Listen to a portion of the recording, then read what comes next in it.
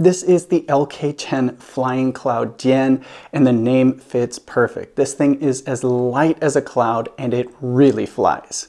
Let's take a closer look.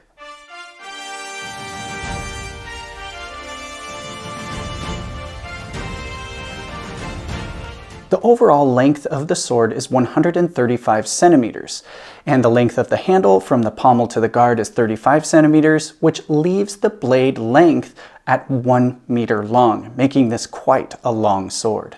The blade is forged of a high carbon manganese spring steel, which keeps it flexible and allows the length of the blade to handle shock on impact and not get bent or twisted. The open pommel is shaped like a tall, swirling cloud and has a hole through the ferrule for a lanyard or a tassel to be tied through. Open pommels could be found in the Song Dynasty, but were a prominent design element in the Ming Dynasty. LK Chen has another example of a complex open pommel on this Ming Dynasty disc guard cutting Jian. The handle has a beautiful black diamond-shaped leather wrap over a brilliant red-dyed faux rayskin, and has a classic Jian-style lozenge shape for a very comfortable grip. The guard continues the nebular theme with a swirling cloud design, which is quite sleek. And just beyond the guard is one element that I find to be quite attractive, and that is the intricate shaping of the symmetrical tongkou, which is an elegant touch and really shows the attention to detail in every aspect of making this very refined long sword. The scabbard is made of lapacho wood and is banded and wrapped with stainless steel fittings, each continuing the cloud motif in swirls and scrolling. All of this extra steel adds to the weight and can be somewhat deceiving as to how heavy the sword really is. But all assumptions are dispelled once the sword is produced from the scabbard. It is light. Shuangshou Jian, or two-handed straight swords, have long been a part of Chinese battlefield technology, dating all the way back to the early Iron Age and the Warring States period. And LK Chen has actually already made reproductions of those early era swords, with the Roaring Dragon Jian and the Striking Eagle Jian. Usage of the long Jian began to fade in the Han Dynasty as the Dao was introduced and quickly took over the battlefield. At this point, the Jian became more of a status sword and was worn by high-ranking officers and officials.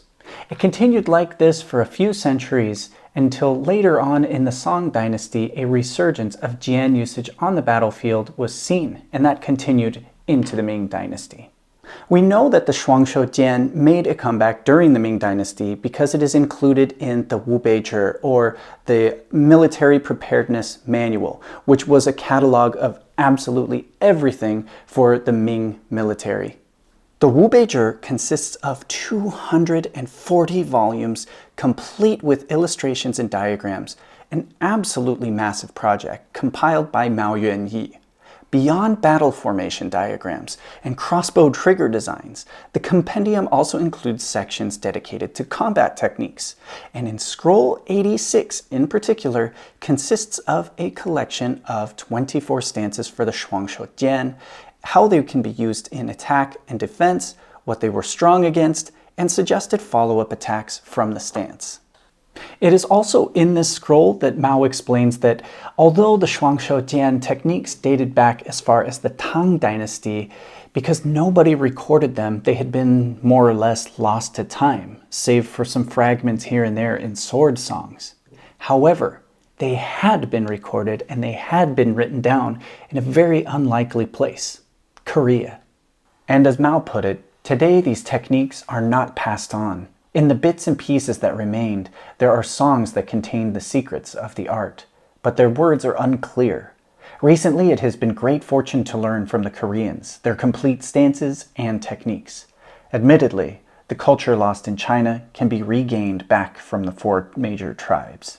So between sword poetry and the Korean manual, the Chinese art of the Shuangshou Jian was revived and this time recorded for future generations. In fact, now there are a number of translations of the 24 stances, so you can learn the techniques for yourself.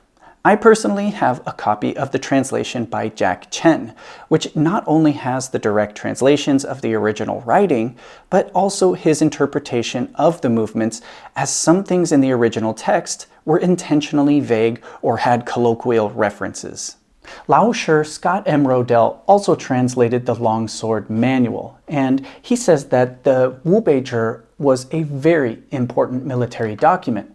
So techniques for the longsword would have been protected by means of poetic names and lack of elaboration, because those who needed to know already knew it from learning it in person, and this was just as reference notes. So ultimately what we have are interpretations of interpretations. Now, this doesn't mean that we're doomed to never knowing what the true techniques are. It's just that we cannot definitely say that it was done this way or that way based specifically off of this or that. To be honest, I think we're in an excellent time to revive these techniques from the past, as we have opportunities to now share and collaborate, safely pressure test our findings, and even use weapons that are historically accurate in terms of weight, length, and mass distribution. So now you too can join in on the exploration with a flying cloud Jian, a translation of the 24 stances, and lots and lots and lots of work to test the ideas, the theories, and the concepts. This sword has an excellent balance and some very good tip control, which pays off in the thrusting and piercing techniques.